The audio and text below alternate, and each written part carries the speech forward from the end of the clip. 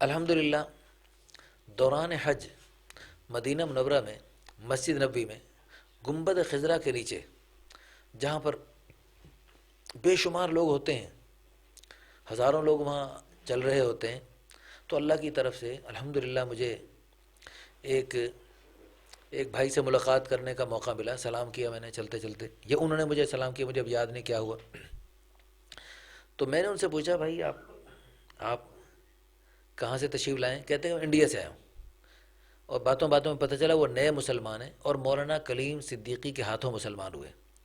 اور ماشاءاللہ مولانا کلیم صدیقی دامت برکاتہم العالیہ، ماشاءاللہ ان کے ہاتھوں بلا شبہ ہزاروں ہندو الحمدللہ ثم الحمدللہ مسلمان ہو چکے ہیں۔ تو اللہ تعالیٰ کے فضل و کرم سے ان کا ذکر خیر سن چکا تھا میں، اور ان سے ملاقات کا اشتیاق بھی تھا۔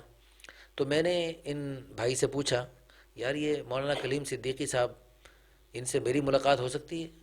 ہاں اچھا، یہ مولانا کلیم صدیقی کے ہاتھوں ہی مسلمان ہوئے تھے؟ تو کہنے لگے مولانا کلیم صدیقی صاحب سے کیوں نہیں ملاقات ہو سکتی؟ میں نے کہا وہ کہاں ہے؟ کہتے ہیں وہ سامنے ہوٹل میں، مسجد نبوی کے سامنے قریب ترین ہوٹل میں ٹھہرے ہوئے تھے۔ تو میں نے کہا چلو چلتے ہیں، آ جاؤ ملاقات کریں۔ تو الحمدللہ پھر ہم چلے، وہاں ان سے ملاقات ہوئی، زیارت ہوئی، بہت خوشی ہوئی کہ ماشاءاللہ ایسی عظیم ہستی جن کے ہاتھوں اللہ تعالیٰ نے ہزاروں ہندوؤں کو اسلام کی سعادت نصیب فرمائی۔ تو تو ان سے جب تعارف ہوا، اپنے میگزین کا تعارف ہوا، ان کا بھی وہاں سے ارمغان رسالہ نکلتا ہے، تو میں نے جب اپنا بتایا الدعوۃ اللہ کے نام سے رسالہ نکلتا ہے، بہت خوش ہوئے۔ پھر اس میں مولانا طارق جمیل صاحب کا بھی چونکہ اکثر بیانات چھپتے رہتے ہیں بلکہ، تو وہ میں نے ذکر کیا تو وہ بہت خوش ہوئے۔ وہ مولانا طارق جمیل صاحب سے بھی اس موضوع پر ملاقات کرنا چاہتے تھے، تو الحمدللہ پھر ان کے ساتھ مزید بیٹھنے کا جی چاہتا تھا۔ تو انہوں نے کہا میں تو اس وقت جلدی میں ہوں، ایک پروگرام پہ جا رہا ہوں، وہاں پر بیان کرنا ہے میں نے، اور اگر آپ ساتھ چل سکتے ہیں تو چلیں میرے ساتھ۔ میں نے کہا بالکل ٹھیک ہے، میں تو آپ کے ساتھ مزید چلو معیت نصیب ہو جائے تو اور اچھی بات ہے۔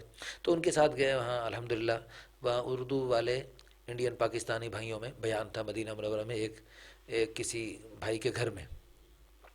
تو اس بیان کو سننے کی سعادت نصیب ہوئی، جس میں انہوں نے مختلف واقعات بیان فرمائے کہ کیسے کیسے غیر مسلم ان کے ہاتھوں مسلمان ہوئے ماشاءاللہ۔ تو الحمدللہ ثم الحمدللہ اللہ کے فضل و کرم سے غیر مسلموں میں بھی اسلام کی دعوت دینے کی ہم سب کو کوشش کرتے رہنا چاہیے، اور اس کے لیے سبب کے درجے میں جو ہمارے بس میں ہو اس سے دریغ نہیں کرنا چاہیے۔